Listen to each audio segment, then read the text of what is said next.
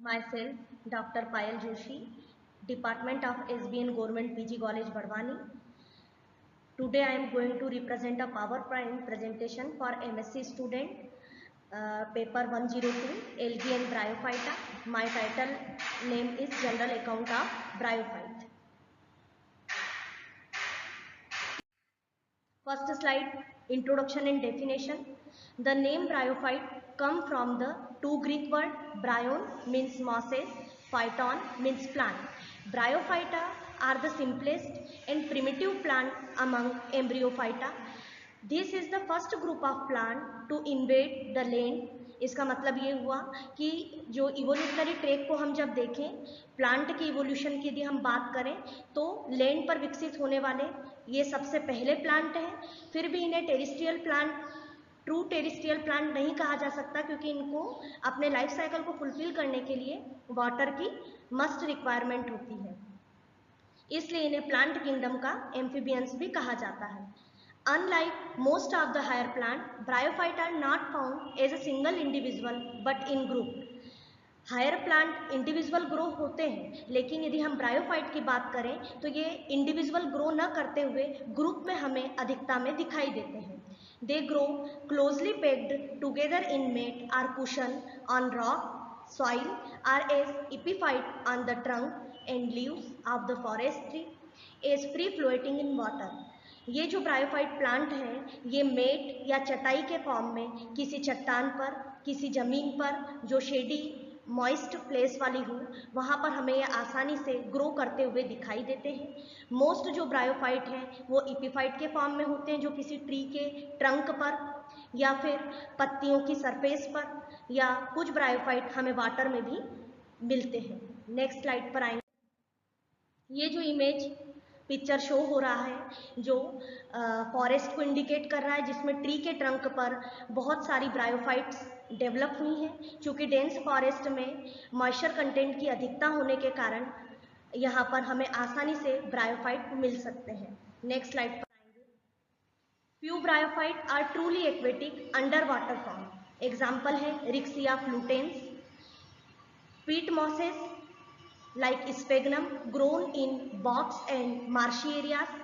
Porella is an epiphytic bryophyte that grown on tree trunk.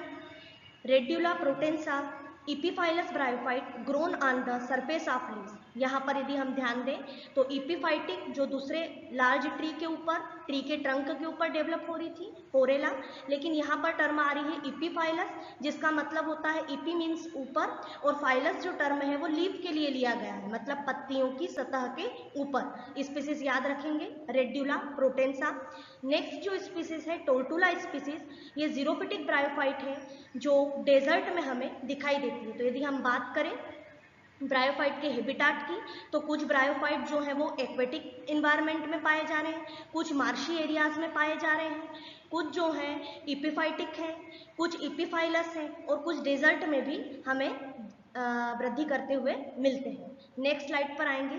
इसी slide में यदि हम फर्स्ट इमेज पर देखें तो ये रिक्सिया फ्लूटेंस की इमेज है। रिक्सिया को पहचानने का एक आइडेंटिफाइंग फीचर ये है कि यदि आप इसके थैलस को कहीं पर भी यदि वृद्धि करता हुआ देखें तो ये गोलाई में डेवलप होता है। ग्रुप में तो मिलेंगे ही ब्रायोफाइट, क्योंकि अभी पिछली स्लाइड में बात की थी कि ये इंडिविजुअल के बजाय ग्रुप में हमें दिखाई देते हैं। तो रिक्सिया जो है वो हमको राउंडेड कॉलोनी के रूप में दिखाई देता है। नेक्स्ट जो सेकंड इमेज है वो स्फेग्नम का है। नेक्स्ट स्लाइड पर आएंगे। ये भी ब्रायोफाइट की इमेज है। नेक्स्ट स्लाइड पर आएंगे। Land adaptation of bryophyte. Bryophytes are fundamentally land plant, their land adaptation are. चूंकि हम कह रहे हैं कि ब्रायोफाइट जो है वो लैंड पर डेवलप हुए, तो लैंड पर पाए जाने के लिए इनमें किस तरह के अनुकूलन या एडाप्टेशन पाए जाते हैं। फर्स्ट पॉइंट की यदि बात करें, free surface of epidermis it is coated with waterproof waxy coating to prevent water loss and protect against desiccation. यदि हम एनाटॉमिकल स्टडी की ओर आए तो ब्रायोफाइट के थैलस की जो इपिडर्मिस है वो वैक्सी लेयर से कोटेड होती है जो इसे वाटर लॉस से बचाने के साथ ही यदि ड्राई कंडीशन आती है तो डेसिकेशन मीन्स सूखने से बचाने का काम करती है। सेकंड पॉइंट पर आएंगे, possess root like rhizoid to absorb water from soil. इनमें रूट के समान राइजोइड थ्रेड लाइक स्ट्रक्चर पाया जाता है जो कि सॉइल से वाटर को अपटेक करके थैलस को प्रोवाइड करने का काम करता है। नेक्स्ट पॉइंट पर आएंगे, possess stomata like structure for gases exchange. Possess multicellular sex organ surrounded by sterile jacket. इनके जो सेक्स ऑर्गन है, मेल सेक्स ऑर्गन और फीमेल सेक्स ऑर्गन, वो स्टेराइल जैकेट से कवर होते हैं। After fertilization the zygote is left inside the archegonium to provide nutrition for the development. Fertilization के बाद जाइगोट जो बनता है वो आर्किगोनियम में इंसर्ट हो जाता है और वहीं से न्यूट्रिशन को गेन करके स्पोरोफाइट फेस का फॉर्मेशन करता है। नेक्स्ट स्लाइड पर आएंगे। Bryophyta include embryophytes like mosses, like hornwort and liverwort.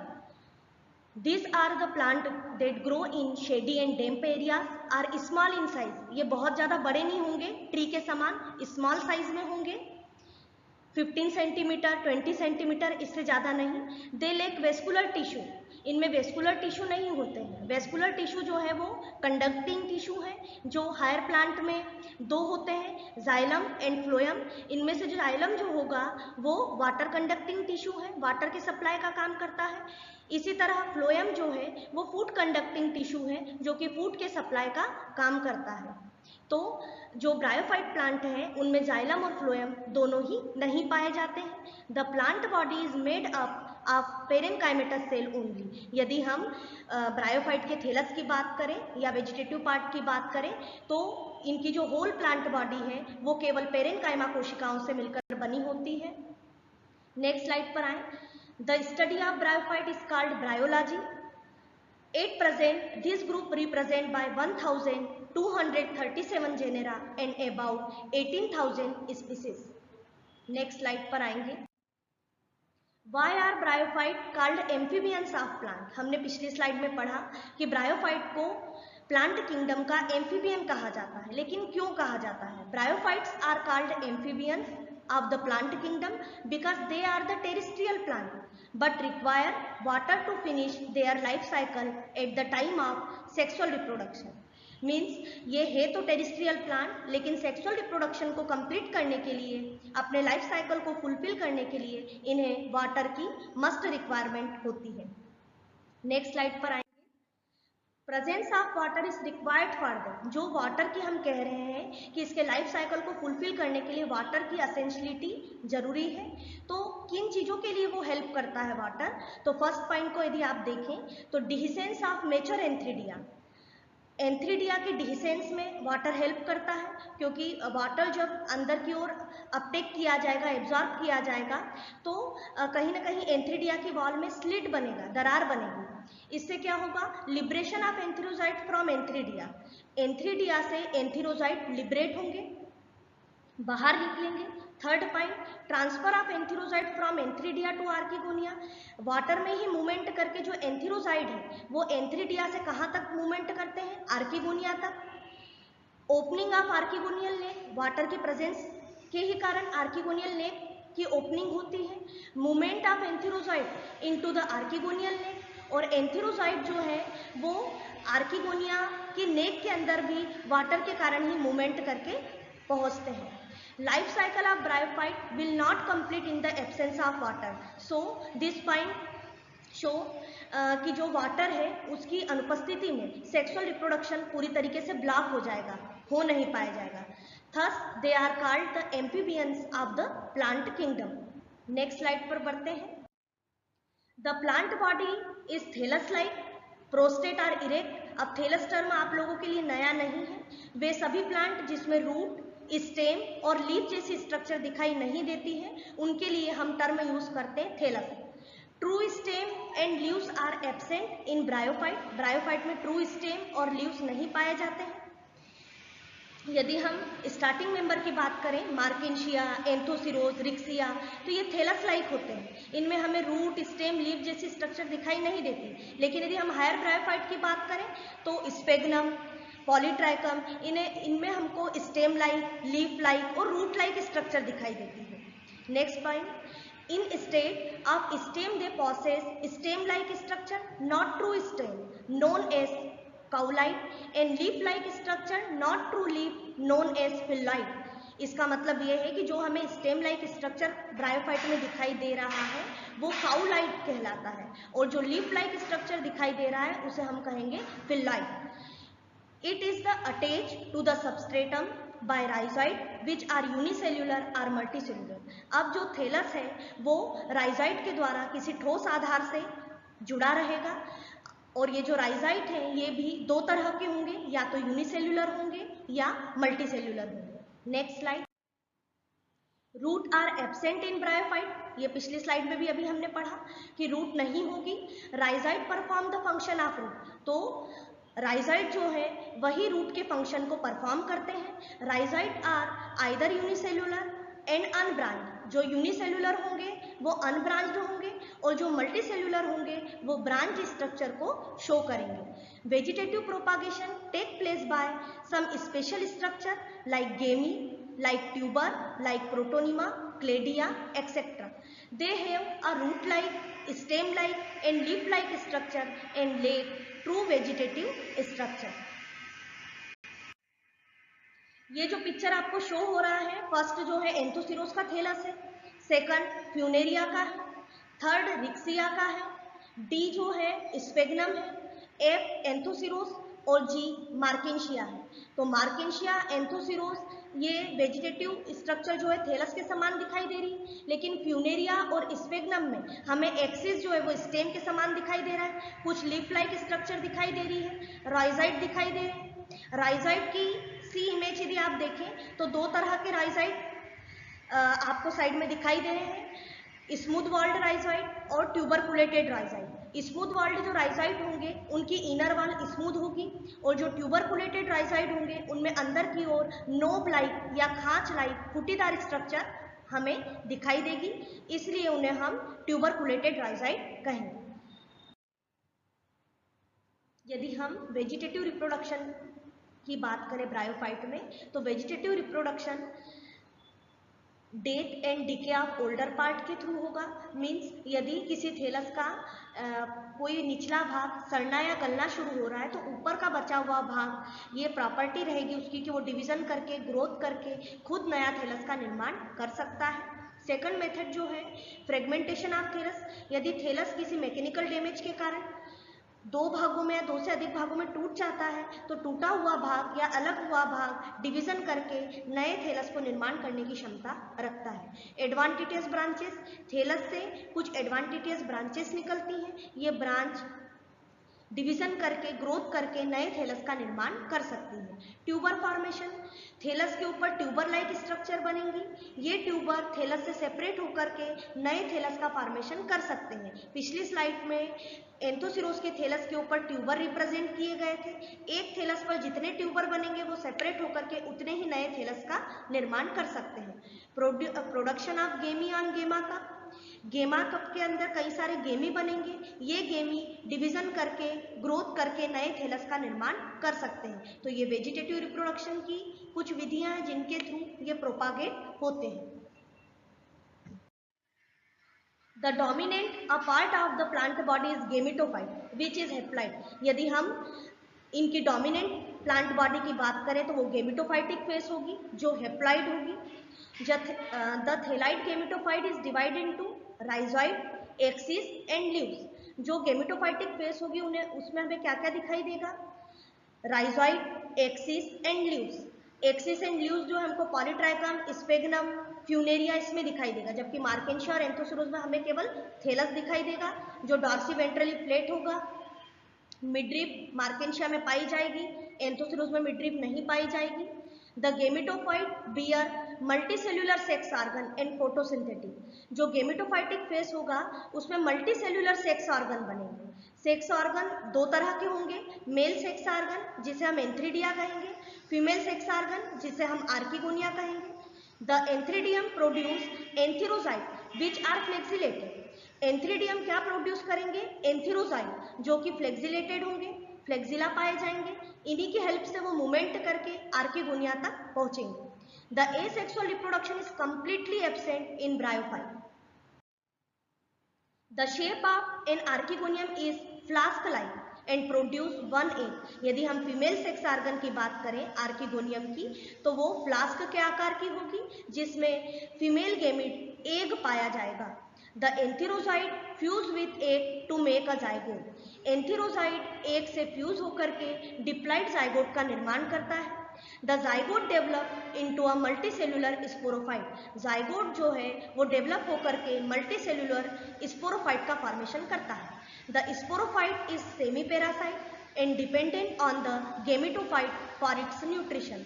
जो स्पोरोफाइटिक फेज होगी वो पैरासाइट होगी, सेमी पैरासाइट कह सकते हैं, जो कि गेमेटोफाइट के ऊपर न्यूट्रिशन के लिए डिपेंड होगी। Cell of the sporophyte undergo meiosis to form haploid gamete which form a gametophyte. जो स्पोरोफाइट होगा वो स्पोर्स प्रोड्यूस करेंगे। स्पोर्स जो है वो वापस से डेवलप होकर के जर्मिनेट होकर के फिर से गेमेटोफाइट स्टेज को फॉर्म करेंगे, बनाएंगे। The juvenile gametophyte is known as protonema. Juvenile means young gametophyte, उसको प्रोटोनिमा भी कहते हैं। The sporophyte is differentiate into foot, seta and capsule. यदि हम स्पोरोफाइट की बात करें तो उसमें तीन चीजें होंगी, पिक्चर में शो हो रही हैं, फूड, सीटा एंड कैप्सूल। तो नीचे की ओर यहाँ डायग्राम में गेमेटोफाइटिक फेज है लिखा हुआ, आप देखें ध्यान से, और ऊपर की ओर उसी के ऊपर स्पोरोफाइट फेज दिखाई दे रही है। अब स्पोरोफाइट में जो है तीन चीजें होंगी, फूड, सीटा और कैप्सूल। फूड जो है सबसे नीचे की ओर होगा जो गेमेटोफाइट से अटैच होगा। सीटा मिडिल पार्ट होगा जो कैप्सूल और फूड से अटैच होगा। कैप्सूल सबसे टॉप पार्ट होगा जिसके अंदर स्पोर प्रोड्यूस होंगे। ये भी डायग्राम स्पोरोफाइट को इंडिकेट कर रहा है, पॉलीट्राइकम के, जिसमें ऊपर की ओर आपर्कुलम पाया जा रहा है, पेरिस्टोम टिथ दिखाई दे रहे हैं, स्पोरेंजियम दिखाई दे रही है जिसमें कई सारे स्पोर हैं। The life cycle of bryophyte is distinctly differentiated into gametophyte and sporophyte.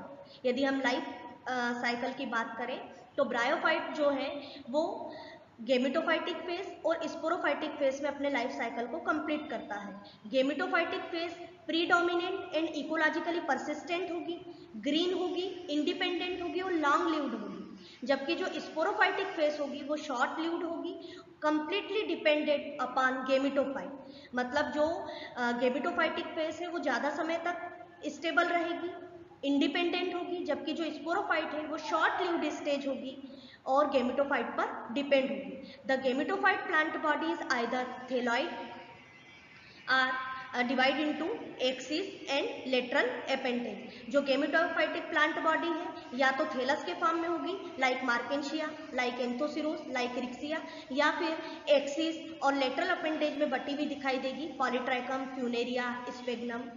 Next slide पर, इस स्लाइड में जो लाइफ साइकिल ऑफ ब्रायोफाइट को इंडिकेट किया गया है, गेमेटोफाइटिक फेज में यहाँ पर मेल थैलस है जो आपको दिखाई दे रहा है, फीमेल थैलस है।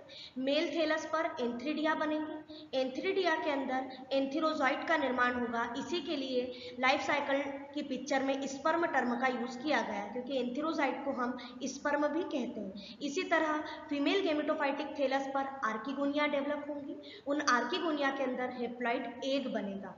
एग और स्पर्म के फ्यूजन से डिप्लॉइड जाइगोट बनेगा। ये जाइगोट आर्किगोनिया के अंदर ही बनता है और वहीं पर डेवलपमेंट करके स्पोरोफाइट का फॉर्मेशन करता है। जब मेच्योर स्पोरोफाइट प्रोड्यूस होगा तो वो गेमेटोफाइट से अटैच होगा और गेमेटोफाइट पर ही न्यूट्रिशन के लिए डिपेंड होगा। यदि आप पिक्चर को ध्यान से देखें तो नीचे ग्रीन कलर का पेरेंट गेमेटोफाइट है, उसी के ऊपर रेड कलर का मेच्योर स्पोरोफाइट आपको नजर आ रहा है। स्पोरोफाइट फेज जो है वो 2n कंडीशन में होगी। स्पोरेंजियम के अंदर स्पोर का निर्माण होगा, लेकिन स्पोर जब बनेंगे तो लिबरेट होने के पहले, डिस्पर्स होने के पहले उनमें मियोसिस डिवीजन हो जाएगा जिससे स्पोर वापस से हेप्लॉइड कंडीशन में आ जाएंगे और ये स्पोर माइटोसिस डिवीजन करके इस तरह के कई स्पोर बनाते हैं जो कि हेप्लॉइड कंडीशन में होंगे और ये हेप्लॉइड स्पोर जर्मिनेशन करके हेप्लॉइड गेमेटोफाइट थैलस का निर्माण करेंगे। इसका मतलब ये हुआ कि जो गेमेटोफाइटिक फेज होगी वो हेप्लॉइड होगी, हेप्लॉइड कंडीशन में होगी, जबकि जो स्पोरोफाइटिक फेज होगी वो डिप्लॉइड होगी। लेकिन स्पोर्स बनने के पहले उनमें मियोसिस डिवीजन हो जाता है, इसलिए स्पोर जो है वो हैप्लॉइड होते हैं। Sexual reproduction is oogamous type only. यदि हम सेक्सुअल रिप्रोडक्शन की बात करें तो oogamous टाइप का होगा, मतलब मेल गेमिट और फीमेल गेमिट आकार, आमाप, संरचना में एक दूसरे से डिफरेंट होंगे, अलग होंगे। They produce large multicellular sex organ for reproduction. Bryophyte are unisexual, either homothallic, इसे हम मोनोशियस कहेंगे, और हिट्रोथेलिक, इसे डायोशियस कहेंगे। यहाँ पर ये टर्म समझ लें, मोनोशियस मीन्स होमोथेलिक, एक ही थेलस पर मेल सेक्स ऑर्गन भी हो और फीमेल सेक्स ऑर्गन भी हो, तो इसे हम कहेंगे मोनोशियस। जबकि हिट्रोथेलिक, जिसे हम डायोशियस कह रहे हैं, मतलब एक थेलस पर एक ही सेक्स ऑर्गन, या तो मेल थेलस पर मेल सेक्स ऑर्गन हो, फीमेल थेलस पर फीमेल सेक्स ऑर्गन हो, तो वो स्पीसीज जो है वो डायोशियस कहलाएगी। The male sex organ is antheridia are stalked globose are ovide with one-celled thick jacket surrounding androgonial mother cell. Male sex organ जिसे हम एंथ्रीडिया कह रहे हैं, ओवाइड शेप होगा। ये देखने में बैडमिंटन के रैकेट के समान दिखाई देगा, जो चारों ओर से जैकेट से कवर्ड होगा। The female sex organ is archegonia, जो कि फ्लास्क के आकार की होगी। इसमें टॉप पर कवर सेल होगी, नीचे की ओर नेक केनाल सेल होगी, फूला हुआ भाग होगा जिसे हम वेंटर कहेंगे। इस वेंटर में ही फीमेल गेमिट एग जो है वो पाया जाएगा। स्पर्म जो है मोटाइल होंगे, चलायमान होंगे, बाईफ्लेक्सिलेट होंगे, दो फ्लेक्सिला वाले होंगे, और इनके फ्लेक्सिला का प्रकार भी फ्लेश होगा, जिनके थ्रू ये मूवमेंट करके आर्किगोनिया तक पहुंचे। ये स्ट्रक्चर जो शो हो रही है फर्स्ट, वो एंथ्रीडियम की स्ट्रक्चर है। एंथ्रीडियम में सबसे बाहर की ओर जैकेट का आवरण है, अंदर की ओर कई सारी एंड्रोसाइट सेल होंगी, जिससे कई सारे बाइफ्लेक्सिलेट यूनिन्यूक्लिएट एंथीरोजाइट बनेंगे, जो कि हेप्लाइड होंगे। इसी तरह सेकेंड इमेज जो है वो आर्किगोनिया की है, जिसमें टॉप पर कवर सेल दिखाई दे रही है, बीच में नेक केनाल सेल होंगी, फूला हुआ भाग जो दिखाई दे रहा है उसे वेंटर कहेंगे, और वेंटर के अंदर एग जो है वो पाया जाएगा। एग जो है वो फीमेल गेमेट को रिप्रेजेंट करेगा। स्पोरोफाइट की इवोल्यूशन की बात करें तो step in evolution of multicellular sporophyte, meiosis must be delayed in zygote. Zygote must undergo mitotic cell division to create multicellular body. Bryophyte nurture sporophyte by emptying it in tissue of gametophyte। Fertilization के बाद zygote बनेगा, zygote से sporophyte phase आएगी, sporophyte से जो spore बनेंगे वो germinate होकर के फिर से गेमेटोफाइट फेज का फॉर्मेशन करेंगे। अब यदि हम बात करें nutrient conducted from foot to seta to sporangium capsule, जो न्यूट्रिएंट है वो फूड से सीटा की ओर और सीटा से कैप्सूल तक न्यूट्रिएंट को सप्लाई करने का काम करते हैं। जो कैप्सूल है वो कैलिप्ट्रा के एनवलप से कवर होता है। Upper capsule featuring of tooth like structure, peristome specialised for gradual spore discharge. इनमें यदि हम बात करें तो टूथ लाइक स्ट्रक्चर पाया जाता है, जिन्हें पेरिस्टोम कहते हैं, जो कि स्पोर्स के डिस्पर्जन में हेल्प करते हैं। ये स्पोरोफाइट की इमेज दिखाई दे रही है आपको। फर्स्ट इमेज जो है स्पोर्स को इंडिकेट कर रही है, जिसमें स्पोर टेट्राड के फॉर्म में हमें दिखाई दे रहे हैं। यही स्पोर जर्मिनेट होकर के गेमेटोफाइट फेज का फॉर्मेशन करते हैं। मार्केंशिया, एंथोसिरोस और पॉलीट्राइकम की स्पोरोफाइट की इमेज है ये। रेफरेंस की बात करें तो ये जो कंटेंट है ब्रायोफाइटा की बुक BR वशिष्ठ से आप ले सकते हैं। नेट के माध्यम से भी आप इसमें और जानकारी प्राप्त कर सकते हैं। साइट यहाँ पर शो की हुई है। यहाँ पर जो जनरल अकाउंट ऑफ ब्रायोफाइटा जो है आपको एक्सप्लेन मेरे माध्यम से जो किया गया है, उसमें ब्रायोफाइटा की हैबिटाट से लगा करके लाइफ साइकिल की जर्नी को रिप्रेजेंट किया गया है। आशा है कि आप इस लेक्चर से अवश्य लाभान्वित होंगे। ये चूंकि टॉपिक BSc MSc दोनों में है, आगे जब नया वीडियो अपलोड किया जाएगा तो उसमें मेंबर वाइज एक एक मेंबर को एक्सप्लेन किया जाएगा। धन्यवाद।